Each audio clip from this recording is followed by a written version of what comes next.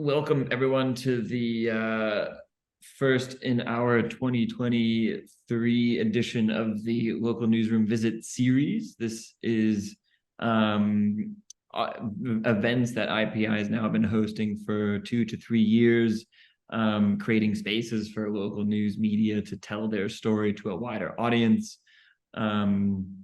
We have a few of these coming up in the very near future.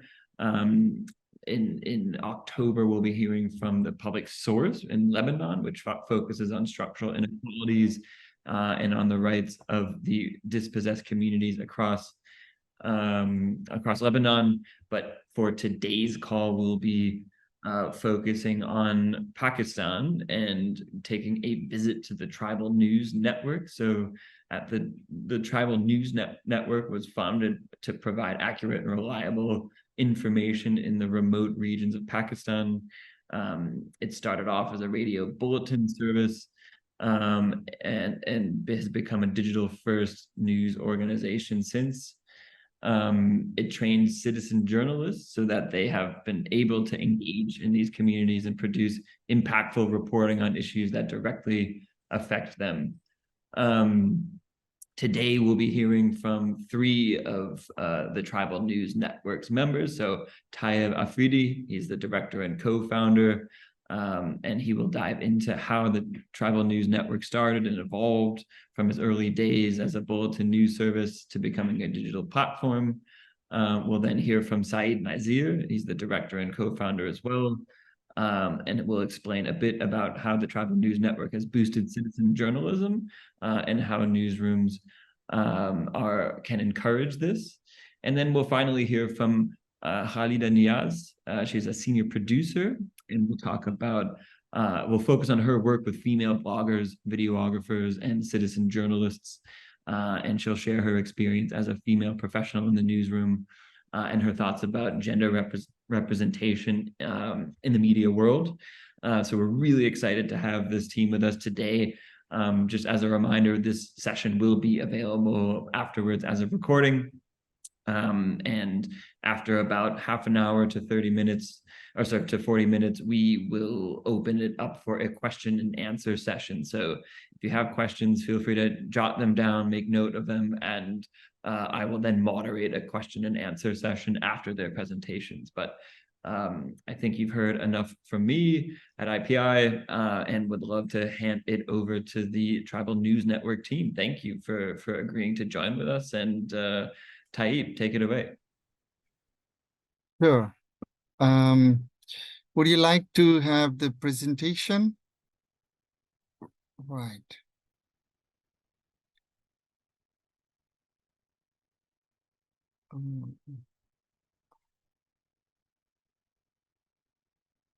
Right.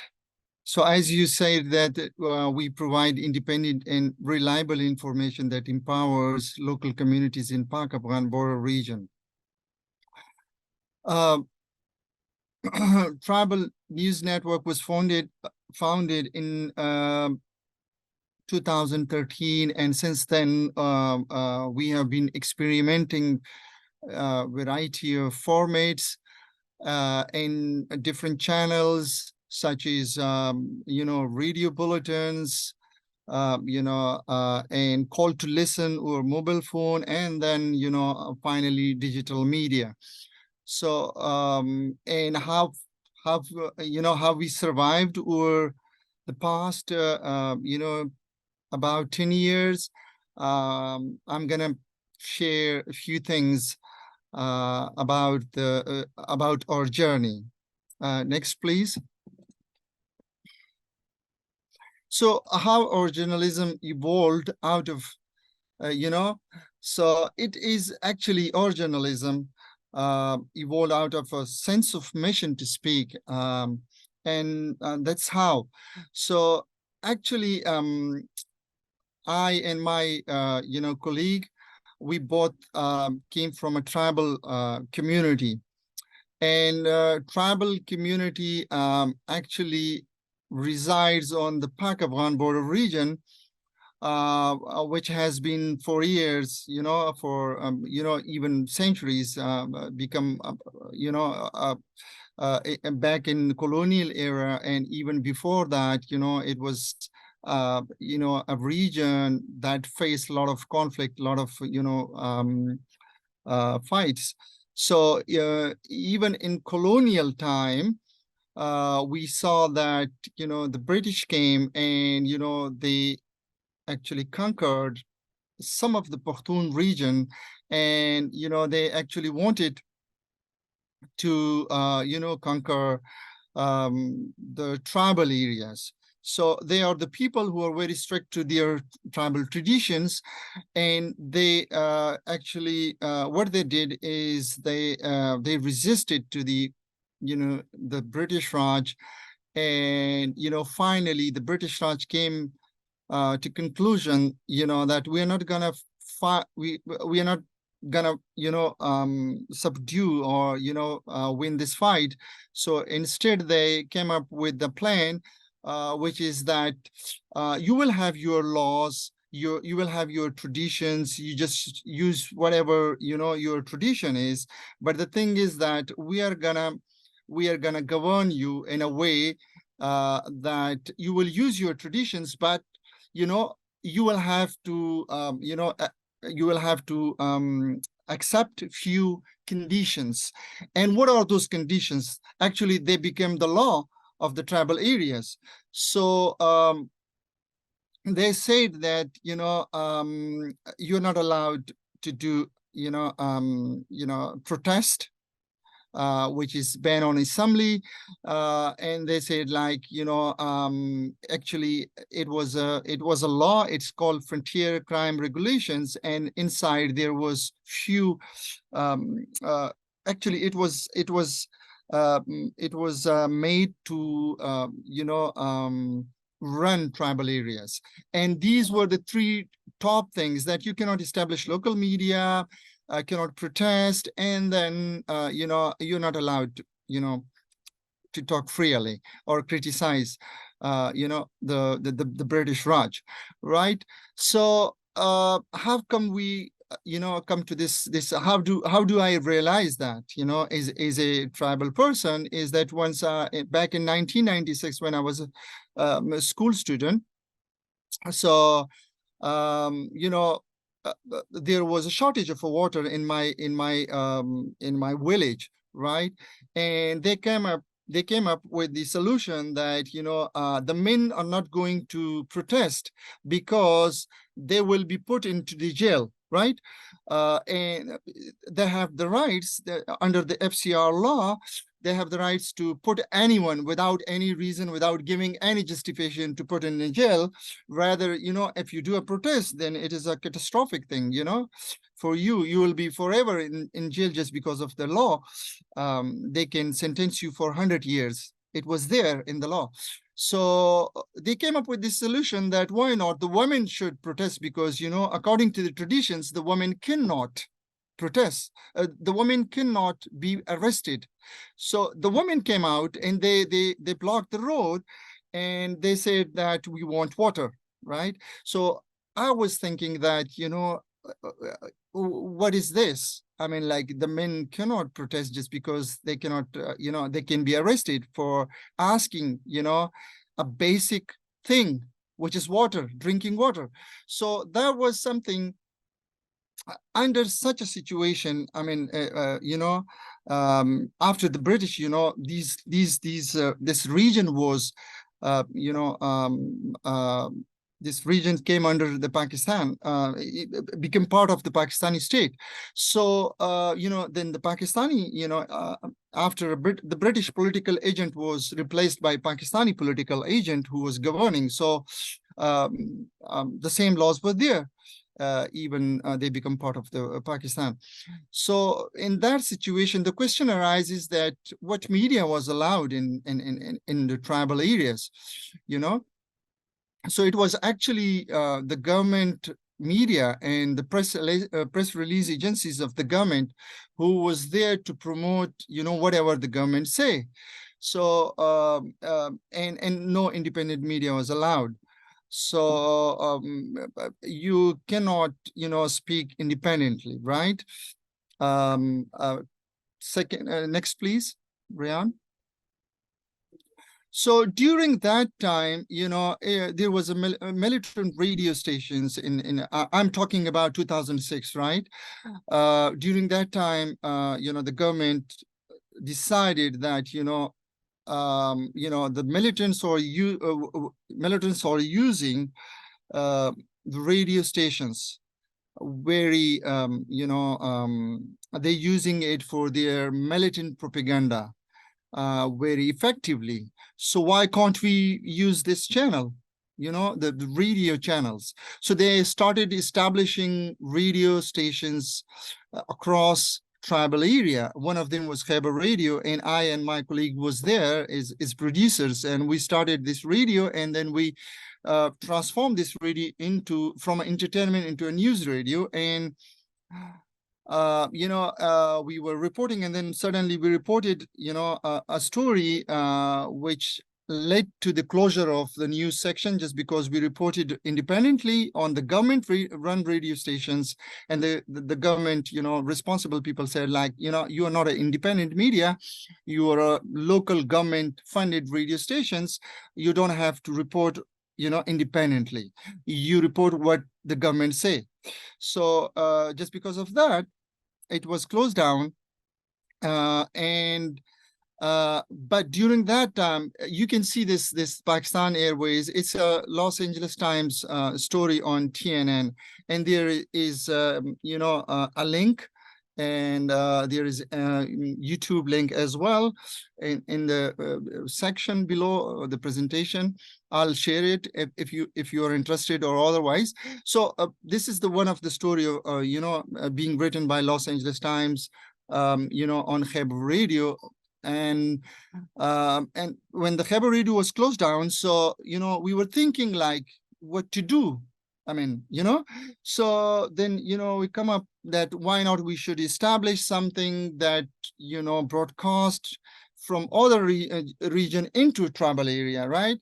So we were thinking of this, and then we thought of a call to listen project, so that we can broadcast on simple mobile phone, so that people can call a number, and you are outside of tribal areas established, you just broadcast on mobile broadcast, and then people listen, and they call and listen. So legally you are allowed to do that. So we started, this was the idea, this was actually the foundation, that we wanted to fight back this colonial legacy of banning freedom of expression, right? So we started with the radio bulletins and call to listen news on mobile phone. And for a few years, we did radio bulletins and call to listen news. And then, back in 2017, we transformed this TNN into a digital platform. And during this time, we extensively worked on FATA merger, which means FATA means the tribal areas, to merge it into the rest of the to bring under it par with the rest of the country, as per to have equal constitutional rights. We did extensively work. We work on it, and then in 2018, the Pakistani parliament passed 18th amendment, abolishing those draconian laws that we inherited from the British Raj. And we still continue our broadcast. Next, please, Ryan. So the fun fact is that everybody thinks news is important, but unfortunately, no one buys it.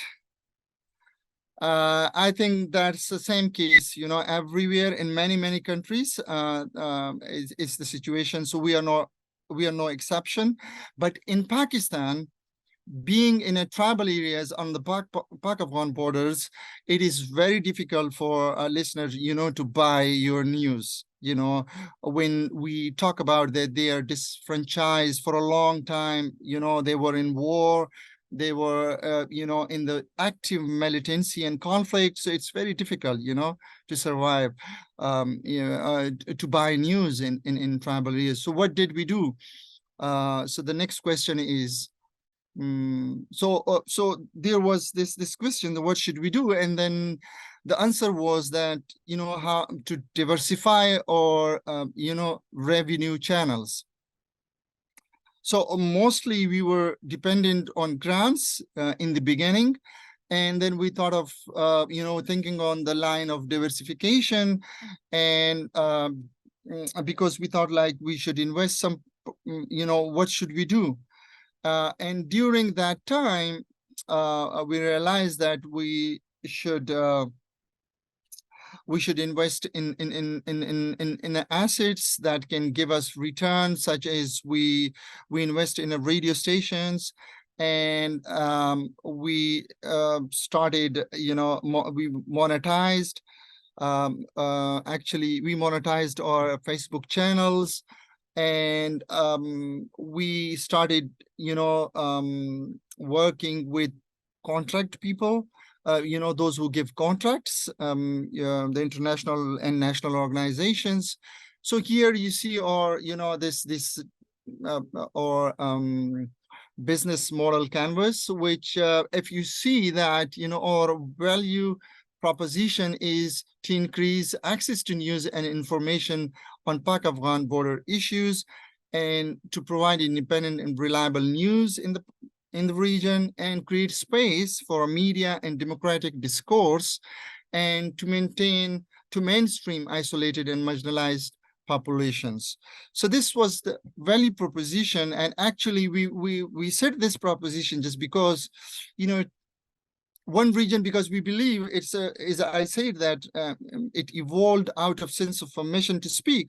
So for us it was very important, to tell the the donors that this is something very important that we do. So and for this we focused on this over the years. So our key partner, we wanted to know the key partners or value proposition, which was the international media development organizations. And then we when it comes to the diversification, we thought of contracts from national and international organizations, such as recently we did with Chemonics International, a project, which was a local project for revenue, government revenue, increase. And meanwhile, we identified during, our local political administration was our key partner, local political parties and organizations, civil society, lawyers forum, human rights organizations, and activist radio stations, and local digital platforms. We are very closely connected with the radio stations and local digital platforms, and in the process union agencies, of course. And our key activities are that produce and share untold stories from border region, and also produce variety of formats to engage audience on a social media, and of course local journalists, engaging local journalists, and then increase the capacity of local journalists. This is something, these are our key activities that we do. So who were, what were the key resources? Staff, local context, individual perspective. When you have a international perspective in a local context, it makes, you can see things clear, and you can make it clear for others. Universities and educational institutions, political parties and political organizations, and access to local political administration, local talent, working with local communities. That was something that was our key resources. And customer relationship, if you go. So we were very focused on that, like provide local news that are otherwise ignored by mainstream media. And also, the communities are very far away, so we wanted to connect local communities through stories so that they can know about each other, what is happening, and give voice to the local people, which was, for a long time was ignored. And youth, to provide, opportunities to youth. We focused on that. And women, we started reporting on women's stories, to attract women population on radio, to radio stations, because we broadcast on radio stations and on social media. And our channels are, a website in Urdu for a local audience, website in English for those international audience who are interested in the region, and social media links, Facebook, YouTube, TikTok, and Instagram. These are active, and we are very huge on a Facebook. We are 1.3 million people followers on a Facebook, so we are very huge on a Facebook. And our customer segments were, those people who are interested in good governance, people interested in accountability of the local government, and marginalized group there wants representation in the democratic discourse, youth interested in opportunities, and women interested in equal opportunities. So these were the something, and then here comes the important thing, which is cost and revenue. So, staff remuneration, content creation, which is ongoing process, and office operation. This is our cost structure, and revenue streams are, other than grants, we earn from Facebook and YouTube. We earn from our radio stations that we own. We put that money into a tribal news network, and then we, from contracts from national and international organization that we work, and apply. So this is our value propositions, revenue streams and value propositions. That's how we work. And after diversification, we are in a position that we can sustain our media even if we don't have grants. So I think we are very close to break-even point. We need a little bit of push, I think, from grants, for a year or two. I think we will be able to sustain TNN for a longer period. Thank you.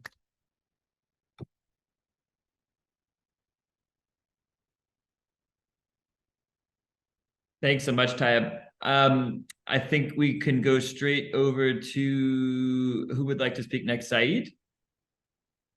Yes. Yeah, thank you. Ryan, are you hearing me? Yes, we hear you just fine. Yeah. Yeah, so I will talk about the editorial agenda of TNN and the community building. So I would say that we are very audience centric, and TNN was created because we felt the need that there was a information gap in the border region. So mainly Pakistani media is centralized, it's urban based, and KP province and Fatah was very rural, so they were neglected in the mainstream media, and they were not accessible because of the literacy rate in the local area, because the national language is Urdu, and very few people were literate, and the tribal areas in KP.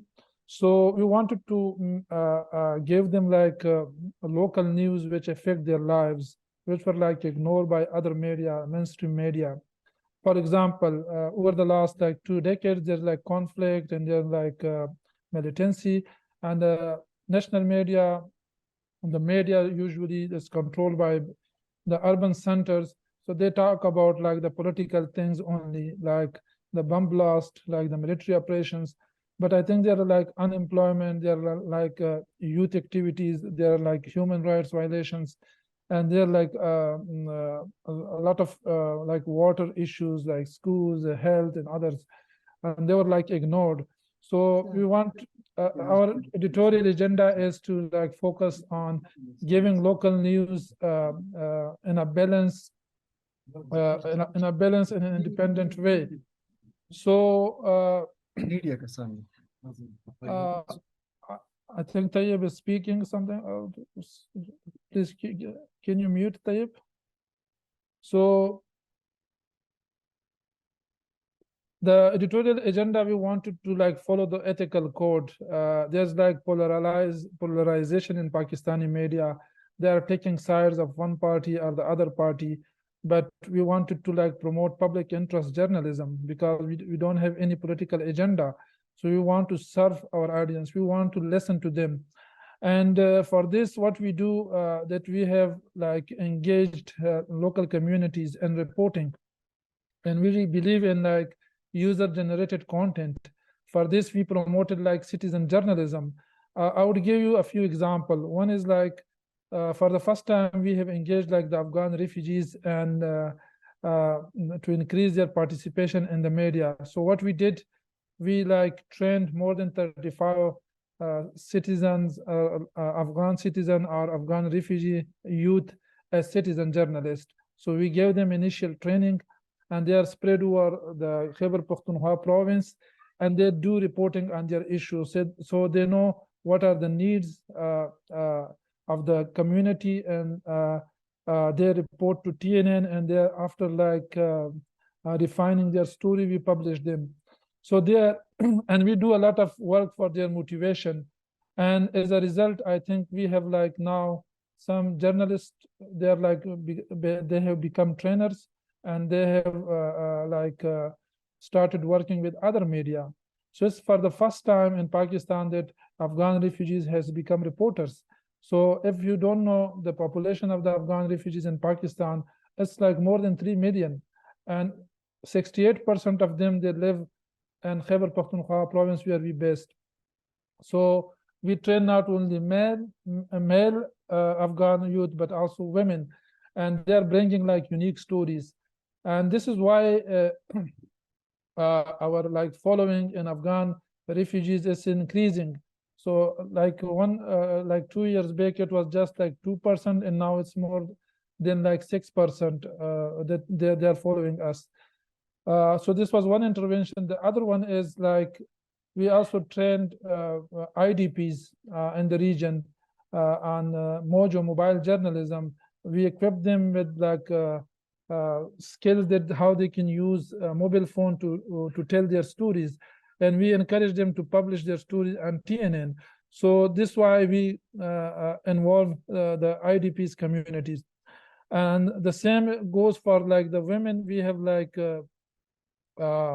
women citizen journalists, and they produce stories, and they are published. So we want to engage all those community which we are addressing with our news and information programs. And I would tell you that before starting the Afghan refugees project, we first did like a needs-based survey, that what are the needs of the Afghan refugees in Khyber Pakhtunkhwa and beyond. And in light of that research, we designed the training course, and then we stress on those topics that should be covered for those communities. So and the same goes for like the women. We did like research in Mardan district, and we wanted to know about the women participation in the media, their consumption habits, and their needs. And in light of that research, we designed a course, and we like trained more than 24 of reporters and bloggers, and they're like producing stories on different topics, including women. So I think we have also like a dedicated community engagement like coordinator in TNN. So we want to listen to our audience, what they need, what they have like special request for TNN. So I think it doesn't happen in many organizations in Pakistan. So we monitor their like communication with TNN. We want to take actions on their points if they have like specific requests for TNN. And most cases, like the followers, they share their story, and after we assign it to our reporters, we cover it and we publish it. So many stories and ideas come from the audience. So this is why I would say they are very much engaged. And all the social media like Twitter, Facebook, YouTube, and other, we have a dedicated person. It's a female, so she is like in contact with the community, and we are facilitating them, and we have to like take action on their request. So another more important thing that makes TNN different from other media is that we speak to local community, local language. Like 99%, like 90% population of more than like 40 million population of the province, they are like Pashtun. And most of the media in Pakistan, even in Peshawar and the Khyber Pakhtunkhwa, they publish in Urdu and they publish in English, but there are very few, maybe one newspaper which is in Pashto language. But if you see like the literacy rate in the region, that's very like it's very low, and even among especially among the women. So we wanted to like engage all those groups that we have like we have to cover, and we have to like address their information needs. So I would say that TNN is the one of the organizations that has engaged like a transgender radio host. It was not like an easy decision for TNN, but we wanted to serve even the transgender community. And we know that we can better serve those communities if we like bring talent from those community. So I think we have like a close connection with them. So one of the transgender hosts is like doing first she was doing a radio show, now like a Facebook show for last 4 years. And in a very conservative and a very Pashtun traditional society, it was very difficult decision for us. And it was very much, the community was very critical in the beginning, but now everybody is appreciating the decision, and they're like liking the programs done by the transgender community. And one more thing, I think like in Pakistan, women are also like underserved. Mainly the newsroom, they are dominated by men, especially in this part of the region, and they don't care about the needs of the women. Even it's like close to like 50% population, but no one is bothered about their problems. But this is like we TNN that we increase like gender reporting and TNN, and this was made possible due to like engagement of so many women over the last 3 years. So now our content like increased. I would say that in beginning it was like 5% women are like gender inclusive, our reporting was, but now it's like more than 40% content is about like different genders. So we have like diversified our content with engagement of more and more female reporters in TNN. Thank you, Saeed. It's a really fascinating piece of the development of TNN. I guess that's an opportune moment to hand the show over to Khalida. Would you like to jump in and start speaking now? I will share your presentation.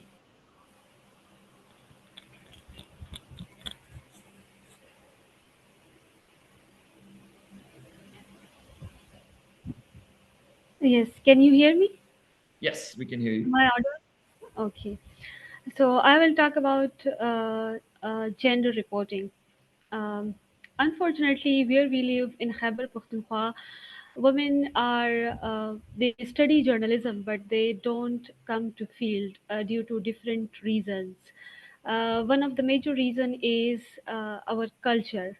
Our culture don't allow women to come out and to do reporting, to come on TV, to come on radio, or go to office and work in the field of media. So if we don't have women reporters in the media, so definitely we will not have much reporting about women-related issues.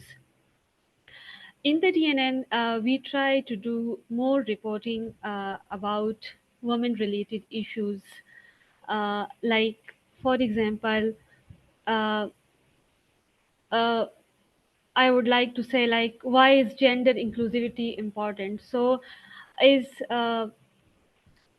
said, like, we have 50% of population of women, but we hardly see women-related issues in the mainstream media.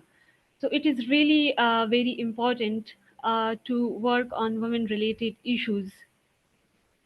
We have patriarchally we have like men dominated society where men are strong and women are not strong, their voices are not heard. There are less opportunities for women, and mainstream media also does not encourage women. Uh, so that's why their issues are, they are not heard properly.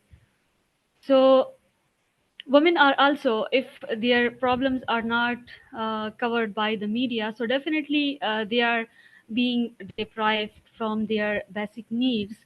And if we talk about our region, especially Exfat, tribal areas, and KPK, Khyber Pakhtunkhwa, so these women are, I would say, they are not even in some part of our region. They are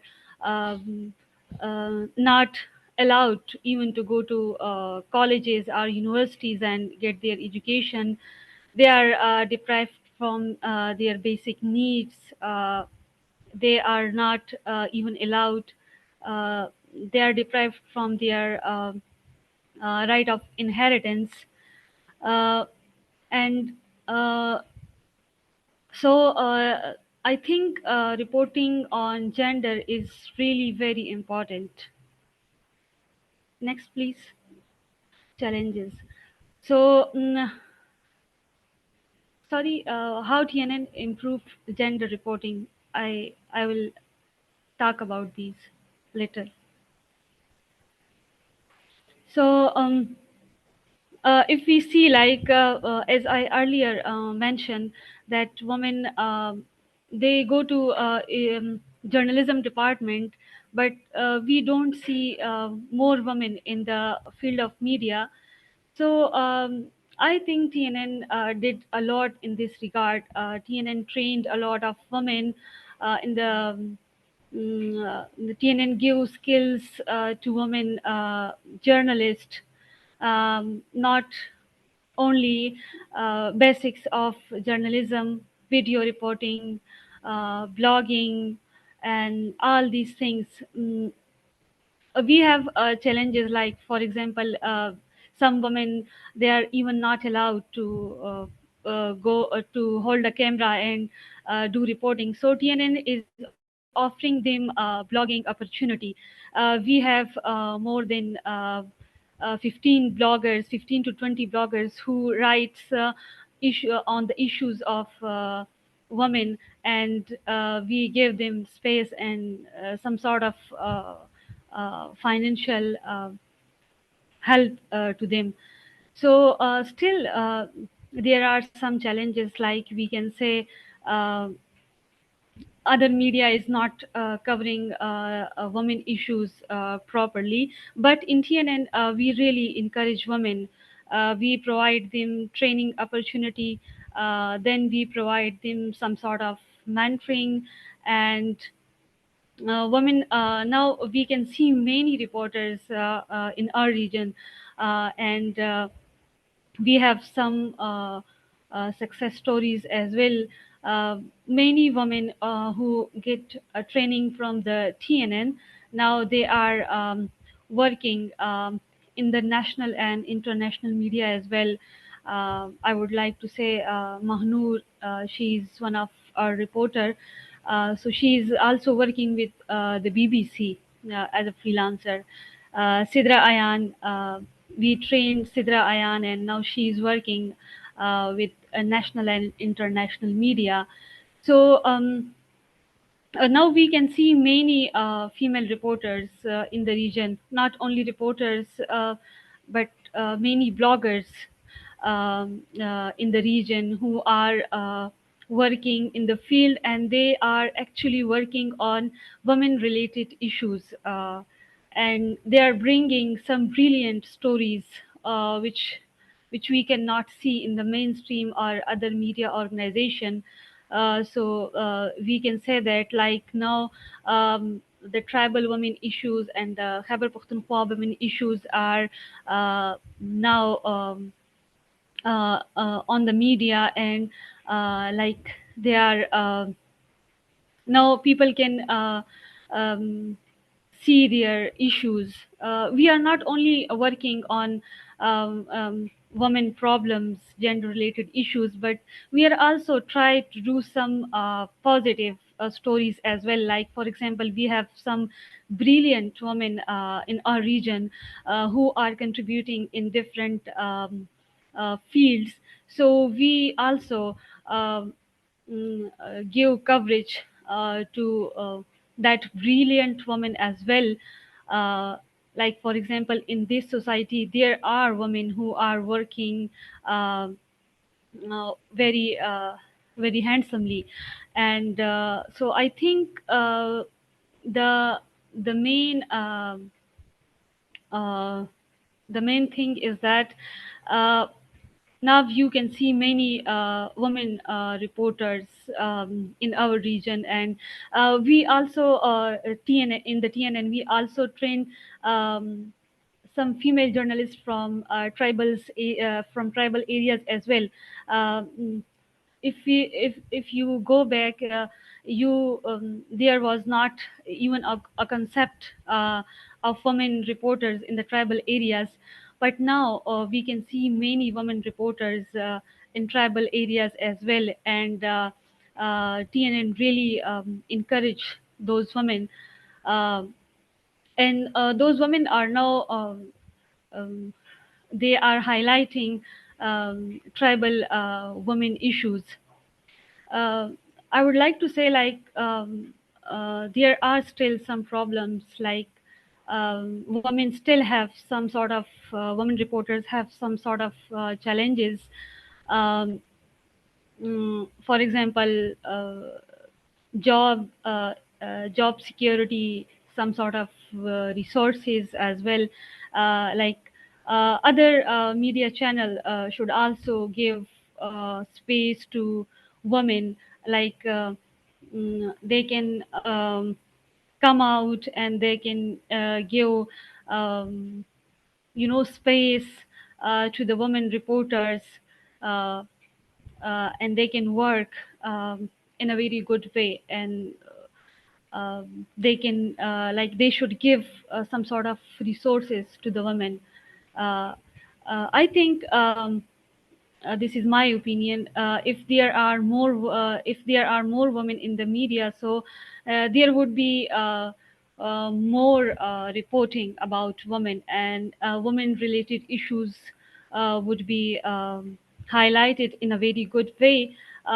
Men cannot tell women related stories in that way that a woman reporter can do. Thank you.